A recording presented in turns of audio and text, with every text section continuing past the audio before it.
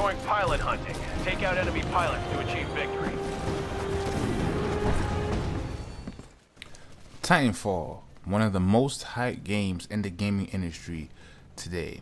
And just like everyone else, I thought I'd put my opinion and my review on this game. So let's get right into it. Let's start off with the gameplay. The gameplay, very fast paced. You played Call of Duty before, you'll feel right at home when it comes to the gunplay. Now, it's not strictly like Call of Duty. It has its own unique gameplay mechanics built into it as well. You have what I call the parkouring system, pretty much aka the jetpacks. You have the double jump to go along with that, and you have the wall ride to go along like that. So basically, you're not limited to just strictly being on the ground for as far as the map design goes.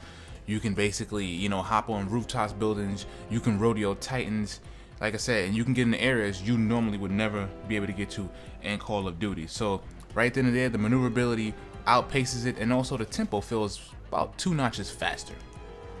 You have unique gameplay mechanics like burn cards. It's like a spin-off of the perk system. In Call of Duty, you choose your perks, you go into battle, that's that. This game here, you choose your burn card.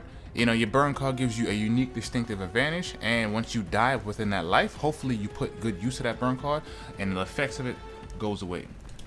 Now, the most unique thing about Titanfall is the Titans themselves.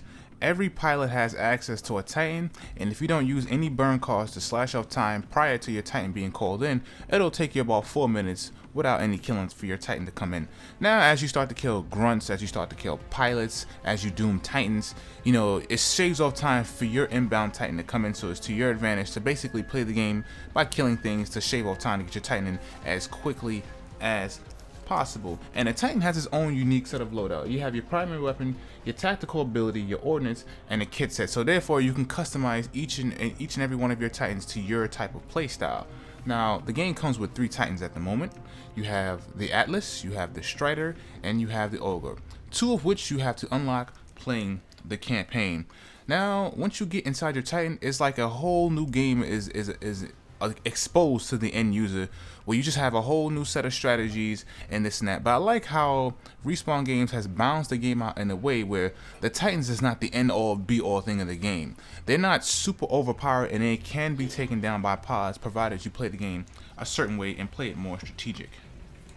Now, those who are migrating over from the Call of Duty franchise to Titanfall, you will appreciate that there is no host migration. At least I haven't encountered one during my experience with this game at all, thanks to Microsoft dedicated servers. So that is something you're definitely going to appreciate off the jump. Playing the game, no dedicated servers. Occasionally a frame rate or 2 will drop here and there, but it's nothing major to really disrupt the gameplay experience that you will get from Titanfall. Also, for a online only game, they give you 15 maps, so that's plenty of maps to work with on the disc. Usually most shooting games accommodate those kind of numbers through DLC. Off the jump, we are blessed with 15 maps off the jump. Now, I will say a couple things that I don't like about the game, and I'm going to start off with the bots. Now, this is very subjective. I've had a couple, back and forth with some people saying, oh, the bots is not a distraction. A good player will play to fight for the ties, to fight for the pilots, which I agree. Taking down pods is basically what more the skill players will do, but I feel ultimately the bots are just a non-competitive mechanic in the game. Yes, it's more casual. It gives everybody who's may not be as good as other players and first-person shooters to be able to compete in the game mode, such as attrition. But I feel once a 2-month span go by and the hype of the game dies down, the bots will make it non-attractive for competitive players. Now, if Respawn Games can throw in a DLC to accommodate a mode with no bots at all, that would be sweet. The content of the game as far as weapons go, very limited of the game. You get 10 prior weapons for the pilot loadout.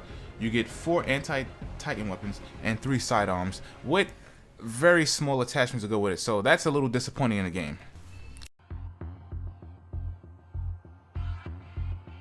Let's jump into the campaign. Now, I thought the campaign in the game is a unique way of doing a campaign. I thought it was actually a very good idea, but I'm sorry to say it was highly poorly executed, right?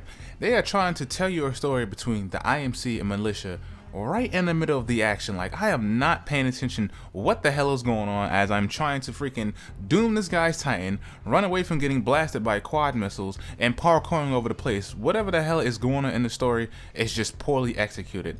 What Respawn Games did was a traditional campaign where you have the cutscenes to explain what the hell is going on and give you the action in between there so I can get a better understanding of what's going on Though I like the attempt to something different, like an online campaign, and it gives you a little incentive to play because you have to unlock the Strider and the Ogre to, you know, get those two Titans to play with. But like I said, I have absolutely no idea what kind of story they're trying to tell me. I do not know why the militia or the IMC are even fighting to begin with. It just boggles my mind, like how, like, what are you talking to me about? I want to jump around and shoot things. I'm not listening to you right now. That's how I feel about the story. Now,